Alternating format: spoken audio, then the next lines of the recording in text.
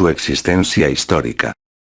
Aunque no es el tema central de esta obra, podría darse el caso de alguno que todavía cuestionase la existencia histórica de Yeshua ben Yosef.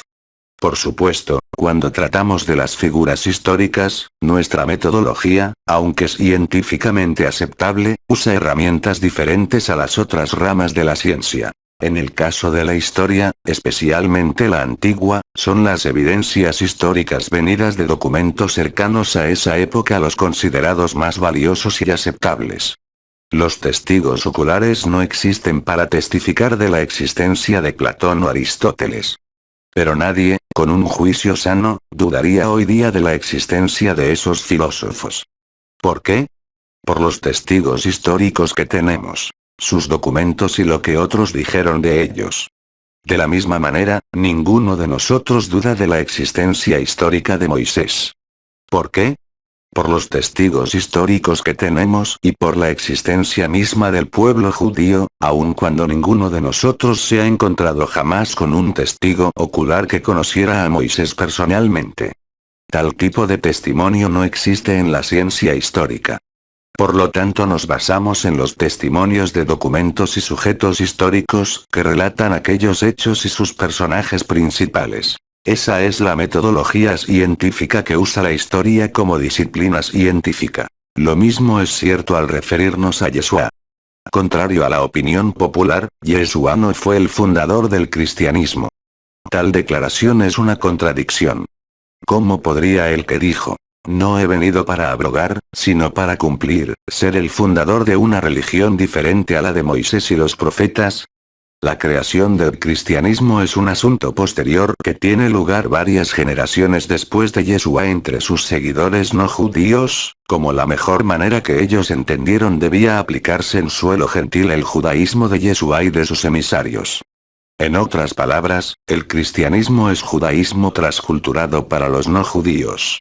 No tenemos evidencias históricas que ni Yeshua ni sus discípulos originarios, todos los cuales fueran judíos, tuvieran la intención ni de separarse del judaísmo, ni del templo, ni de la fe de Israel, ni mucho menos de crear una religión diferente a la de sus padres. Rav Shaul, con todo y haber sido designado para establecer la manera como debía aplicarse la fe hebrea entre los gentiles, al final de su vida nos da un solemne testimonio. No he hecho nada contra el pueblo judío, ni contra las costumbres de nuestros padres. Hechos 28:17. Si Yeshua no existió, nadie podría explicar cómo una cantidad enorme de judíos estuvieron dispuestos a ser perseguidos, maltratados e incluso asesinados por los minin, herejes, de su generación, por causa de su nombre. Demandarnos que creamos que todo el movimiento jasídico establecido por Yeshua, y que ganó la simpatía de miles y decenas de miles de judíos en su generación, está fundamentado en un personaje que nunca existió, es una aberración intelectual que solamente podría tener lugar en una mente absolutamente fuera de sí. No obstante, el argumento previo es de carácter lógico más que histórico. Por lo tanto, veamos algunos testimonios históricos fuera de nuestros libros autoritativos, porque no podemos usar un argumento como argumento. Así pues, miremos las evidencias externas, que demuestran, más allá de la duda razonable, la existencia histórica de Yeshua. 1. Josefo. Historiador judío del primer siglo. En sus antigüedades, circa 90-95 de nuestra era, él menciona a Yaakov, Santiago el hermano de Yeshua, Jesús, conocido como el Mashiach, es Cristo. También escribió: existió en esta época Yeshua, Jesús, un hombre sabio, Ish Jajam, porque era un hacedor de hechos maravillosos, aunque fue muerto, se apareció a ellos, sus discípulos, al tercer día, vivo, tal como los profetas habían predicho estas y otras 10.000 cosas maravillosas referente a él. Por supuesto, no faltarán los que digan que tal referencia histórica es demasiado evidente y la considerarán una interpolación, pero eruditos lingüistas han demostrado su legitimidad. Por otro lado, tenemos hoy día una versión arábiga de dicho documento, la cual fue primeramente traducida en 1972 por el período norteamericano New York Times. La traducción hecha vierte la referencia previa de la siguiente manera: en esta época hubo un hombre sabio llamado Jesús. Y su conducta era buena y fue conocido como virtuoso. Y mucha gente entre los judíos y otras naciones llegaron a ser sus discípulos. Pilato lo condenó a morir crucificado. Y aquellos que habían llegado a ser sus discípulos no abandonaron su discipulado. Ellos informaron que él se les apareció 3 días después de su crucifixión y que estaba vivo. En consecuencia, tal vez era el Masías referente al cual los profetas han relatado maravillas. 2. Tallaeus. Circa 50. F.F. Bruce, Christian Origins, PGS, 29-30, nos recuerda que hay una historia del Mediterráneo Oriental escrita por un historiador llamado Tallaeus, cerca del año 52 de nuestra era. Bruce muestra en otro libro, The New Testament Documents página 113, que un erudito llamado Julio Africano, citó a Tallaeus, mofándose de la descripción que éste hace de las tinieblas que se produjeron durante la crucifixión de Yeshua, atribuyéndolas a un eclipse de sol. Esto sugiere que Tallaeus escribió un relato de la crucifixión de Jesús, la cual ocurrió algunos años antes de que él escribiera su historia, en el año 52 de nuestra era. 3. Cornelio Tácito. Circa 110. Historiador romano que vivió al comienzo del siglo II, menciona a Yeshua. En sus anales, Annals, dice: una clase odiada por sus abominaciones, llamados cristianos por el populacho. Christus, de quien se originó el nombre, sufrió la pena capital durante el reinado de Tiberio, por sentencia de uno de nuestros procuradores, Poncio Pilatos. Sabemos que el emperador Tiberio ocupó la silla imperial entre los años 14-37 de nuestra era, durante cuyo período Yeshua fue colgado en el madero. En esta misma obra afirma que aunque las ideas cristianas estaban en Roma, el movimiento empezó en Judea. 4. Gayo Suetonio. Circa 120. Otro historiador romano, quien ejerció su función en los días del emperador Trajano, hablando del tiempo de Claudio nos dejó el siguiente testimonio. Debido a que los judíos en Roma constantemente causaban disturbios por instigación de Cresto, Claudio los expulsó de la ciudad. ¿Quién fue este Cresto sobre el cual hubo serias polémicas en Roma entre la comunidad judía al punto que fue usada por el emperador como una excusa para expulsar a los judíos de Roma? El autor Harris, Gosp 5, 354-356, explica que para los latinos, la forma griega Christos no tenía el significado que tiene hoy día, más bien sonaba a sus oídos como un repellador o artista plástico, es decir, alguien dedicado a la construcción de edificios, estatuas o algo parecido. Para evitar que se tuviera una idea equivocada, algunos usaban la forma Crestus, cuyo significado en latín es útil para que todos pudieran entender mejor de quién se hablaba. Tal observación coincide con el historiador Lactantius, quien en el siglo IV afirmó que Yeshua fue comúnmente conocido como Crestus por los ciudadanos romanos ignorantes. 5. Plinio, el joven. Circa 110. Fue un oficial del gobierno romano conocido por sus famosas cartas, en una de las cuales, dirigida al emperador de turno, menciona detalladamente la existencia de un grupo de personas muy activas llamadas cristianas en los últimos años del primer siglo. Describiendo la manera como efectuaban sus oficios religiosos, comentó: tenían la costumbre de reunirse en un cierto día fijo antes del amanecer, cantando a Cristo. 6. Luciano de Samosata. Circa 180. Escritor griego del siglo II. Critica a los creyentes de origen gentil, conocidos por los romanos como cristianos, porque hasta este día, adoran a un hombre que fue crucificado. Las obras de Luciano, Vol. 4, traducción de Fouler y Fouler. Aun cuando tal evidencia histórica tiene implicaciones teológicas importantes, lo que nos interesa es su testimonio en relación con la existencia de un hombre que fue crucificado y que los cristianos, hasta sus días, lo reconocían como una figura histórica, independientemente de la interpretación teológica que hicieran de su persona. 7. El Talmud. Circa 200-500. Como sabemos, un documento legal judío, en el Tratado Sanedrín, folio 43a, la versión antigua, Porque en las postreras, debido a la fuerte evidencia, los editores removieron esta sección, se refiere a la muerte de Yeshua, quien es mencionado con el calificativo de Jesús. Esto es lo que afirma. En la víspera de la Pascua Yeshua, fue colgado. Durante 40 días antes de que se realizara la ejecución, un heraldo proclamó: él va a ser apedreado porque ha practicado la brujería y ha incitado a Israel a que apostatara. Cualquiera que pueda decir algo a su favor, que pase adelante en su defensa. Pero en vista de que nada se presentó en su favor, fue colgado en la víspera de la Pascua.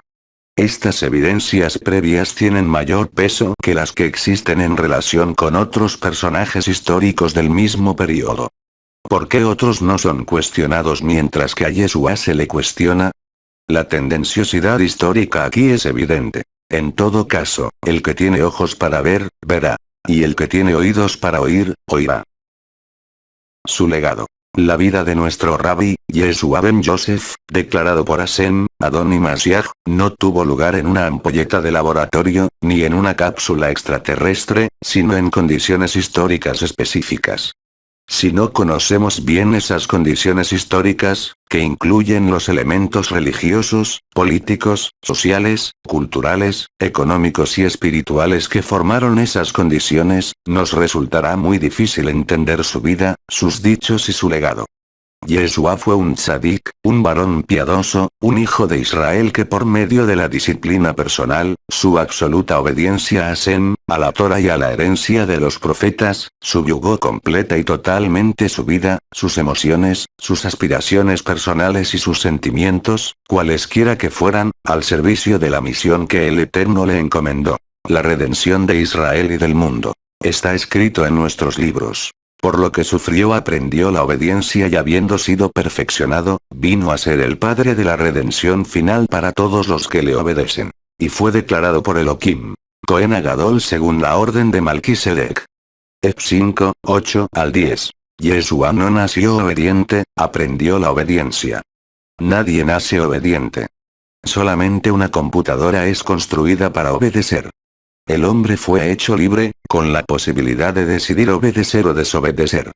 Por eso está escrito en nuestros libros autoritativos. Por cuanto los hijos fueron hombres, es decir, de carne y sangre, él también fue engendrado hombre, de carne y sangre, por esto debió ser hecho en todo, semejante a sus hermanos, para poder ser constituido en fiel y misericordioso Cohen Agadol de los bienes venideros, en lo que a Elohim se refiere Eb 2, 14 al 17. Observa que dice, en todo, no en una parte sí en otra no, en todo. No con apariencia de hombre, hombre en todo. No un espíritu, porque el espíritu no tiene carne ni hueso, y el Mashiach es de carne y hueso, como tú y como yo. Esta es la única manera que nos puede ser útil, de lo contrario estaría fuera completamente de nuestro alcance. ¿Cómo podríamos ser llamados a seguir sus huellas, si él no fue, en todas las cosas, un ser humano semejante a sus hermanos? Solamente siendo hombre en todo, nos sirve de ejemplo. Lo demás sería un teatro, una utopía, un cuento típico de los filósofos griegos adornado con los toques teológicos de los maestros helenistas que vinieron después. Pero un tzadik no es simplemente una persona piadosa, es mucho más que eso. La piedad es uno de los adornos del tzadik. Pero solamente uno, el tzadik tiene 8 cualidades personales y muy pocos la han alcanzado, solamente nuestro Rebbe las alcanzó todas. Mosé, aunque fue un tzadik, no alcanzó las 8 cualidades de que debe adornar la vida de un tzadik. Ninguno de los tzadikim ni antes ni después de Yeshua han alcanzado el nivel de perfección que alcanzó nuestro Rabbi y que fue la razón por la cual Hashem le declaró a Adoni Mashiach, como está escrito en nuestros libros. ¿Cuál fue una de las misiones de Yeshua? Crear una generación de tzadikim en Israel que pudiesen llevar adelante su misión en aras de la redención final. La redención final no solamente de Israel, sino del mundo. Yeshua no vino a establecer una halajá específica. ¿Por qué? Porque ya existía. Él no vino a inventar el agua tibia, sino a limpiar el agua que ya teníamos desde Abraham Avinu, Mosé, los ancianos, los profetas y los jueces de la gran asamblea establecida por Ezra. ¿A qué vino entonces? ¿Para qué nació? ¿Para qué nos fue enviado? Una de las causas. La creación de una generación de tzadikim que pudieran colaborar con él en su gran misión. La redención final de Israel y del mundo. Para entender esto, debemos comprender su tiempo, sus circunstancias, su época, su realidad histórica. Él no habló al aire, sino a personas de carne y hueso. Él no habló en una cápsula cibernética, sino en un tiempo, lugar y circunstancias específicas. Solamente conociendo lo mejor posible esa realidad, ese entorno suyo, sus palabras cobran vida para nosotros y nos permiten tomarle el pulso, palpar su sustancia, a fin de estar en condiciones apropiadas de aplicarlas correctamente en nuestras circunstancias actuales y en aras de su misión. La redención final. Pero alguno dirá, ¿quién es un tzadik? La palabra tzadik viene de una raíz hebrea relacionada con justicia, con lo que es justo, el camino correcto delante de Hashem. Por analogía, tzedek nos lleva a tzadik, que significa piadoso. Y, por extensión, un tzadik es una figura rodeada de sefirot, de habilidades maravillosas dadas por Hashem pero desarrolladas por el individuo, que lo transforman en una persona de un nivel espiritual asombroso. ¿Para qué existen los tzadikim? Porque la mayoría del pueblo no tiene ni los recursos ni las habilidades espirituales de ser libres de las ataduras creadas por el Yetzer Hará, y por lo tanto, corren el peligro de quedar atrapadas siempre en la mediocridad de una vida que es gastada sin desarrollar su potencial espiritual. El tzadik provee a su generación una boda única. Servir de intercesor, servir de guía, de luz, de modelo, entre Hashem y los hombres, de tal manera que pueda elevar a su generación a un punto donde luego pueda ella continuar sin impedimentos, el servicio que el Eterno les demanda. En el caso del Mashiach, no solamente sería un intercesor, pero mucho más. Un intermediario. Como la Torah fue dada por medio de Mosé, constituyéndose en el mediador del primer pacto, Mashiach es el intermediario de la renovación del pacto para causar que las mejores promesas contenidas en la alianza original, pudieran finalmente alcanzar a los herederos de la vida. Un tzadik se mueve por encima de la halajá. No la destruye, no la pisotea, pero su nivel espiritual es tan alto que no hay halajá que pueda establecer los límites de su conducta. ¿Qué es la halajá? La manera como debemos vivir como judíos, tanto en la vida privada, como familiar, como comunitaria, teniendo como punto de referencia la Torah y la manera como debe ser aplicada la Torah en cada generación y en cada circunstancia específica. En un sentido práctico, la halajá nos ayuda y orienta en cómo establecer cierto tipo de acción en cierto tipo de lugar y estado, nos informa y orienta en cuándo debemos orar, qué debemos orar, cómo debemos orar. La halajá establece qué debemos comer, qué no debemos comer, cuándo podemos comerlo, cómo debemos preparar esos alimentos, qué bendiciones debemos decir aquí y qué bendiciones acá. Esto es en sentido general, la sustancia y razón de ser de la halajá. Pero un tzadik desarrolla un nivel espiritual tan alto que se mueve por encima de la halajá, no destruyéndola, sino escalando niveles de grandeza espiritual para lo cual la halajá no tiene nada que decirle. Dice Rav Shaul. Las sefirot de la Ruach son amor, gozo, paz, paciencia, benignidad, templanza. En relación con estas cosas, no hay halajá. Esto no significa que un tzadik no guarde las leyes de kashrut, pero significa que él tiene una comida que comer que nosotros no tenemos idea. Rabí, come. Yo tengo una comida que comer que vosotros no sabéis. Mi comida es que haga la voluntad de mi Padre que está en los cielos y que acabe su obra. Trabajad, no por la comida que perece, sino por la comida que a vida eterna permanece. Yeshua vino a formar una generación de tzadikim, y estos fueron educados y entrenados por él mismo para venir a ser jajamín de la más alta estatura espiritual posible. Yeshua cultivó en ellos su propia imagen, se reprodujo en ellos y el resultado fue la creación de un movimiento jasídico dentro del judaísmo, formado originalmente por judíos que llevaban en sus almas la imagen del rabí, desarrollando los sefirot del maestro, en justicia y piedad. La sobrevivencia del judaísmo es imposible sin el hasidismo. El hasidismo es el alma del judaísmo, su espíritu, su corazón interior y sus alas. En los días de cuando vivió nuestro rabí, el judaísmo atravesaba una de las crisis más grandes de todos los tiempos. Israel era un país invadido y ocupado por fuerzas extranjeras. Jerusalén estaba bajo el dominio de los Goyim. El templo se había convertido en una cueva de ladrones y asaltadores espirituales. Falsos libertadores se habían levantado aquí y allá haciéndose pasar por alguien, habían reunido alrededor de sí a muchos judíos, pero luego que sus caudillos fueron eliminados por Roma, el movimiento fue reducido a la nada. Los impuestos fiscales que habían sido establecidos por Roma y los añadidos por los cobradores de impuestos, habían causado el empobrecimiento de la población judía más allá de lo que pudiéramos imaginar. Miles de judíos habían muerto una generación previa y Roma no toleraría nada que se asemejara a una revuelta popular. Israel, que debía ser una familia que viviera unida, en comunidad, ahora estaba dividida en clases. Y los líderes, lejos de establecer medidas justas y ordenanzas justas, la mayoría de las veces y con raras excepciones, estaban del lado de los opresores, haciendo más pesada la carga sobre los hombros del pueblo. Debido a esto, en sentido general, los rabinos no gozaban del respeto ni de la admiración del pueblo. Todo lo contrario, eran vistos como parte del problema, no de la solución. Estaban envueltos en movimientos políticos, y cada cual buscaba los mejores puestos, las más altas posiciones y los lugares de prominencia.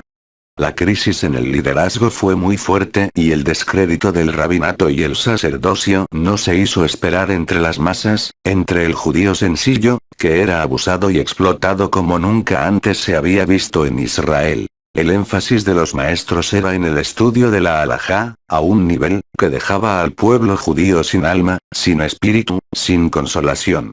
Los que eran vistos como sabios y entendidos, miraban por encima del hombro al judío de la tierra y lo consideraban de baja categoría. En medio de esas circunstancias se levantaron maestros que afirmaban tener el dominio del nombre sagrado y se vanagloriaban de usar diferentes combinaciones del nombre sagrado para hacer milagros, exorcizar y repartir amuletos y protecciones espirituales sobre el pueblo. Eran llamados Bala e Ishem, dueños del nombre, es decir, que tenían el control absoluto del nombre sagrado y podían hacer cuanto querían usándolo a su propia discreción. Estos Bala e Ishem estaban dispuestos incluso a pagar cualquier suma de dinero para obtener poderes espirituales con los cuales hacerse pasar por alguien y engañar al pueblo judío. Eran conocidos como exorcistas ambulantes y habían introducido artes mágicas y hechicerías paganas en sus prácticas, mezclando con ellas el uso del nombre sagrado. Yeshua tuvo que enfrentar a esa generación. Una de sus tareas fue enseñar a sus talmidim el uso del buen nombre, para rectificar la perversión a que habían expuesto aquellos falsos líderes que se hacían pasar por dueños del nombre. En su tefilá, nuestro rabí decía: les he revelado tu nombre a los que me diste, tuyos eran y me los diste y han guardado tu Torah.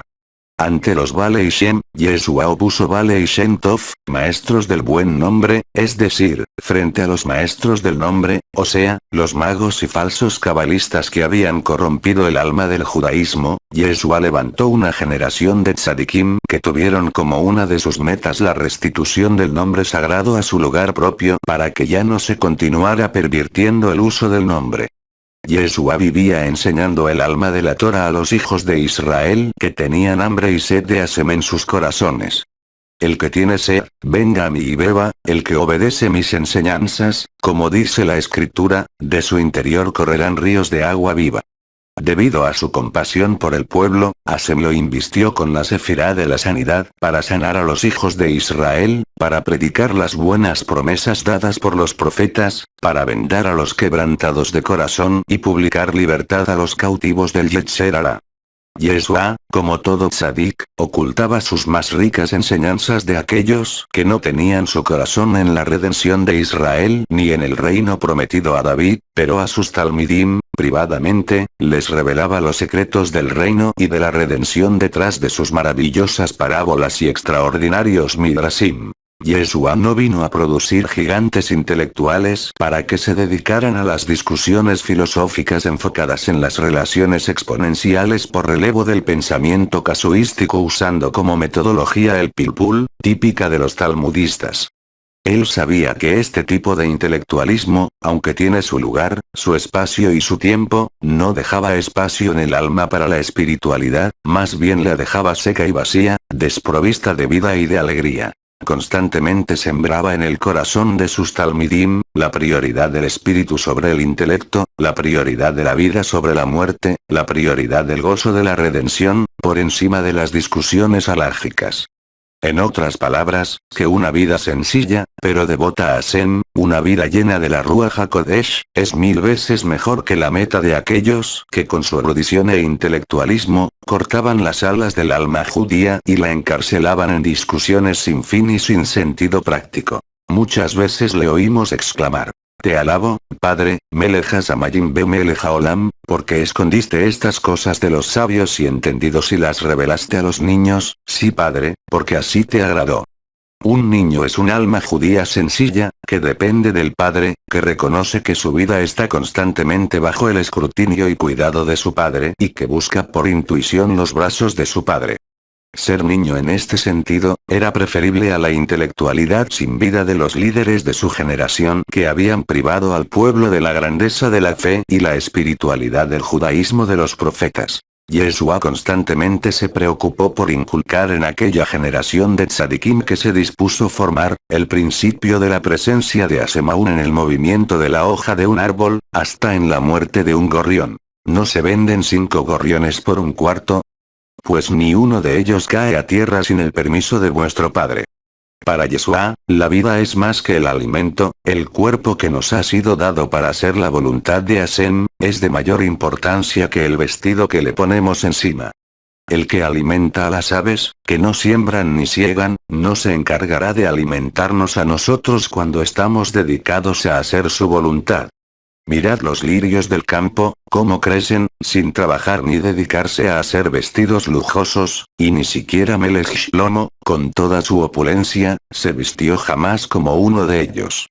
Y si a la hierba del campo, Hashem la viste así, ¿no hará mucho más por vosotros, hombres de poca fe?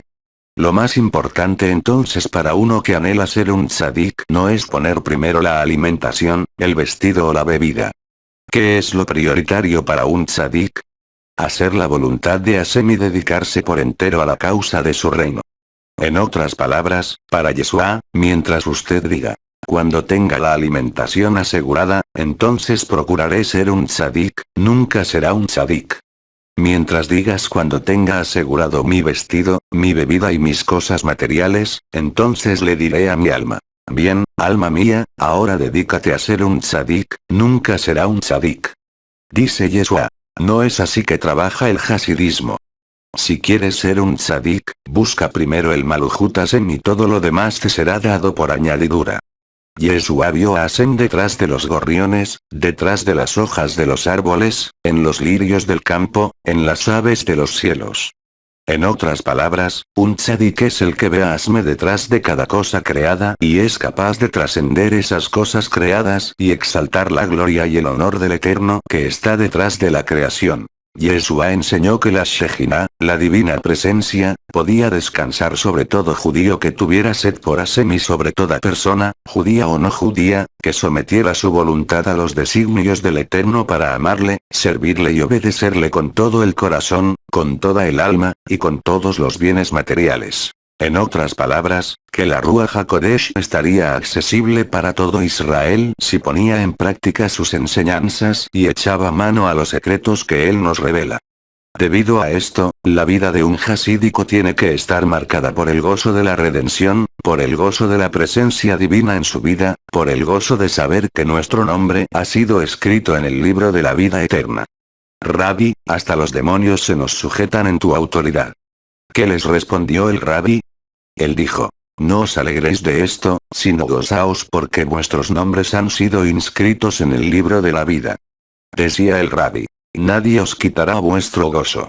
Este es el secreto de la vida eterna, que tengan una relación íntima contigo. Por lo tanto, los Hasidim de Yeshua tienen que vivir siempre con gozo, con danzas, con alegría de corazón, sabiendo que nuestros nombres están inscritos en el Sefer Haim y que no serán borrados de allí, según sus promesas. Y no borraré sus nombres del libro de la vida. Para Yeshua, adorar a Hashem con caras largas, con un espíritu enlutado, como uno que ha sido devastado por golpes, no es la manera apropiada. Debemos acercarnos a Hashem con gozo, confiadamente, convencidos en perfecta fe de que somos llamados a experimentar una relación íntima con Él, que somos sus hijos y Él es nuestro Padre. Así lo entendieron los tzadikim risonim, los primeros tzadikim. En nuestros libros autoritativos está escrito: acercaos pues, confiadamente al trono de la gracia, para encontrar gracia para el oportuno socorro. Y también está escrito: regocijaos en Hashem, otra vez digo, regocijaos. Este es uno de los legados más profundos y maravillosos que nos ha dejado nuestro Rabbi. Y debemos tomarlo con nosotros para que otros no sigan usurpando su honra. A nuestro Rabbi lo acusaron de comedor y bebedor de vino. ¿Por qué? Porque cuando comía, se gozaba comiendo. Cuando bebía se gozaba bebiendo. ¿Era su gozo por la comida? ¿Era su gozo por la bebida? Absolutamente no. ¿Por qué era su gozo? Porque veía en la comida que comía y en el vino que bebía la fidelidad de Hashem. Vuestro Padre sabe que de todas estas cosas tenéis necesidad antes que vosotros le pidáis. Yeshua no predicó una falsa piedad, un falso ascetismo. Él nos mostró la responsabilidad de estar con el pueblo, de compartir con el pueblo, de andar con ellos y vivir entre ellos. Yeshua no vivió escondido en una cueva, no se retiró del mundo, todo lo contrario, vivía siempre entre los suyos. ¿De qué lo acusaron? A los pecadores recibe y con ellos come. Los sanos no tienen necesidad de médico, sino los enfermos. En otras palabras, yo he venido para levantar una generación de médicos, una generación de tzadikim que traigan sanidad y consolación y esperanza a nuestro pueblo. Dejarlo todo y seguirle, no fue un llamado al pueblo, sino a los que anhelaban ser educados y entrenados por él para servir de líderes de Israel en los difíciles días del exilio que vendrían. Sin embargo, a esos que dejaban todo para seguirle, les hizo una gran promesa. No habrá ninguno de ustedes que haya dejado casas, tierras, esposa, hermanos y hermanas por mi causa, que no reciba 100 veces más en esta edad presente, y en la porvenir, la vida eterna. De manera que su concepto de la entrega, de la autonegación, de la voluntad de servicio a Israel no puede ser ubicada dentro de los conceptos ascéticos de los que se apartan del mundo, sino de los que se apartan de las vanidades del mundo para servir al mundo. No te ruego que los quites del mundo, sino que los guardes del mal. Yeshua no vino a formar una generación de tzadikim escondidos en mausoleos, ni guarecidos en conventos, sino hasidim entregados al servicio de Israel, al servicio de la humanidad. Con el pueblo, con los hombres y mujeres de esta edad presente para atraerlos a Hashem, a la Torah, a la vida eterna. Para Yeshua, ningún judío se encuentra tan alejado de Hashem ni de la Torah que ya no podría nunca más volver a casa. Todo lo contrario, aun cuando haya descendido a su nivel más bajo, entre los puercos y su comida, siempre existirá la posibilidad de que vuelva en sí y regrese a casa. Esto inculcó en el alma de sus talmidim. No habrá un solo judío que se pierda, excepto el hijo de perdición, para que la escritura se cumpla.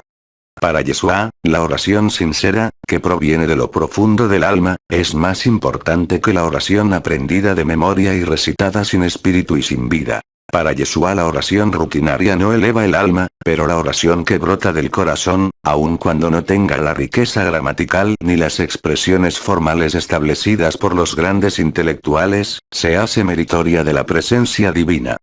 Esto no significa que él esté en contra de la oración litúrgica, porque de hecho, él mismo estableció un orden preciso que está luego presente en la Amidá, pero significa que todo eso no tiene como fin reemplazar tus propios sentimientos ni tus propias palabras, sino más bien estimularlas y hacerlas despegar. Para Yeshua, la oración tiene que llevarnos a una experiencia de unión íntima con Hashem donde el alma siente el fuego de su presencia y se goza en su salvación.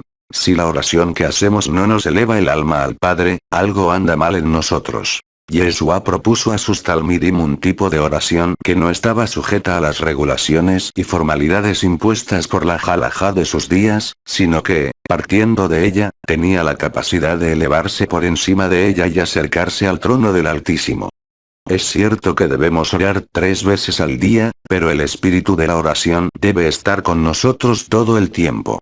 Sus talmidim decían en su nombre: orad constantemente. Yeshua veía la recitación mecánica de la liturgia sofisticada como una grave enfermedad que encerraba el alma judía y le impedía alzar su vuelo al Padre. No uséis vanas repeticiones, como los goyim, que piensan que por su palabrería serán oídos. Cuidado, él no dijo: no uséis vanas repeticiones, como los judíos, que piensan que por su palabrería serán oídos. Dijo: como los gentiles. El principio que está discutiendo Yeshua aquí no es otro que la repetición mecánica y rutinaria de la oración, venga de donde venga. Peor, si es incorporada a la liturgia de una fuente no judía. Yeshua entregó también a sus talmidim un legado mesiánico. Y esta Masoret del Malhut tendrá que ser proclamada por los Yehudim en toda la tierra habitada, como una declaración solemne a todos los gentiles, y entonces vendrá el fin de esta edad presente. En otras palabras, el fin de esta edad presente y el comienzo de la redención final, estará íntimamente ligada a nuestra responsabilidad de dar a conocer sus enseñanzas a todas las naciones. Dicho en forma simple: si no enseñamos las leyes del reino a los gentiles para que se conviertan de sus ídolos al Elohim de Israel y vivan según las normas que Hashem ha establecido para ellos, no estaremos aptos para experimentar la redención final. Yeshua implantó en sus tzadikim el amor incondicional por cada judío. Un nuevo mandamiento os doy: que os améis unos a otros como yo os he amado. En esto conocerán todos que sois mis talmidim, si tuviereis amor los unos por los otros. Israel no es una denominación, no es una religión, es una familia. Y por tanto, todo tipo de discriminación está prohibida. Debemos esforzarnos por hacer de cada comunidad judía, en particular, y de Israel en general, una hermandad absoluta basada en el amor, el respeto mutuo y la entrega y servicio abnegado los unos por los otros. Esta fue la primera generación de tzadikim que conoció Israel, los talmidim originarios de Yeshua. Y está escrito en nuestros libros autoritativos que todos ellos perseveraban en la enseñanza de la Torah venida de los labios de los tzadikim, en la comunión unos con otros, en el partimiento del pan y en las oraciones. Y todos los judíos que iban siendo ganados para el movimiento jasídico establecido por Yeshua como modelo para todo Israel, estaban juntos y tenían en común todas las cosas e incluso vendían sus propiedades y sus bienes y lo repartían entre todos según la necesidad de cada uno. Y perseveraban en las reuniones públicas del Bet HaMikdash y santificaban Shabbat invitándose unos a otros en sus casas y comían juntos con alegría y sencillez de corazón. Vivían alabando a Hashem y tenían el favor de todo el pueblo judío, es decir, se transformaron en una comunidad modelo, en una sinagoga modelo, digna de imitar por todos los judíos. ¿Significa que no tuvieron oposición? Por supuesto que sí, y mucha. ¿De parte de quién? De parte de las autoridades corruptas de aquella generación, los que veían el movimiento de Yeshua como una amenaza a su autoridad y dominio sobre las comunidades judías. Los minim de aquella generación, los herejes saduceos y algunos grupos de fariseos extremistas, los falsos kohanim y la guardia del templo vendida a Roma, se enfrentaron a los tzadikim de Yeshua y los intimidaban. Y usando del poder que Roma les daba, los entregaban a la cárcel de los hijos de Esaú, y azotaban públicamente a los hasidim de Yeshua con tal de hacerlos desistir de sus enseñanzas. Pero mientras más los perseguían, más se multiplicaban.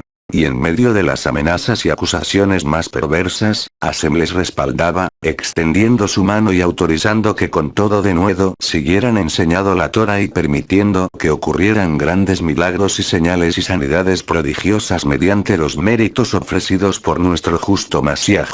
De una forma nunca antes vista en Israel, todos los judíos sencillos que eran instruidos acerca de Yeshua, fueron atraídos irresistiblemente hacia él y se unían a su movimiento, el movimiento jasídico más grande jamás conocido en nuestro pueblo.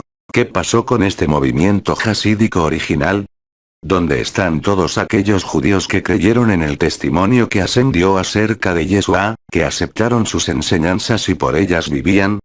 ¿Dónde están aquellos hasidim de nuestro rabí? Con la destrucción de Jerusalén y del templo y el inicio del último exilio, al exilio también se fueron. Los líderes originales fueron perseguidos sin misericordia, algunos muertos, otros encarcelados. Y los más, se fueron a las naciones, visitando las comunidades judías e implantando en ellos la semilla del hasidismo y la esperanza de la redención final. Murieron como desconocidos, ignorados, sin conocer su paradero final. Exactamente como sucedió con los profetas. En nuestros libros autoritativos está escrito. Otros fueron atormentados, experimentaron vituperios, azotes, prisiones y cárceles, fueron apedreados, cortados por la mitad, muertos a filo de espada, anduvieron de acá para allá, camuflados de pieles de ovejas y de cabras. Pobres, angustiados, maltratados, de los cuales su generación no fue digna, en un exilio atroz, errando por los desiertos, por los montes, por las cuevas y las cavernas de la tierra. Job 11, 32 al 38, en otras palabras, fueron absorbidos por el exilio hasta la hora de su redención. Pero aunque ellos pasaron, la semilla del hasidismo no se ha perdido. Aquí y allá se ha levantado el movimiento hasídico en medio de nuestro pueblo, para prepararnos así para la redención final y el reconocimiento oficial de la identidad del Masíaj ben David, que nos sea enviado pronto y en nuestros días. Esta es la historia de nuestro movimiento, esta es la historia de nuestra herencia, este es nuestro judaísmo. El hasidut de Yeshua tiene que ser resucitado de nuevo entre nosotros. Nuestra gran misión es la formación de tantos tzadikim como nos sea posible, que vivan dentro del judaísmo, sin temor, sin avergonzarnos de quién es nuestro líder y cuál es su legado. Yeshua no vino a inventar un nuevo judaísmo. Ya tenemos judaísmo. Ya tenemos la Torah y la Halajá. Pero Yeshua nos anima a ir más allá de la Halajá y redescubrir sus enseñanzas y ponerlas por obra como modelo para nuestro pueblo, para esparcir su doctrina entre todas las naciones. Y os digo algo, nuestro Rabbi prometió que si él es levantado, atraerá sobre sí mismo a todos los judíos. Y yo, si fuere levantado, a todos atraeré a mí mismo. Tenemos la responsabilidad sagrada de mostrar quién fue realmente Yeshua. Y cuando el judío que tiene hambre y sed de Hashem se encuentre con él, no podrá ya más ser el mismo.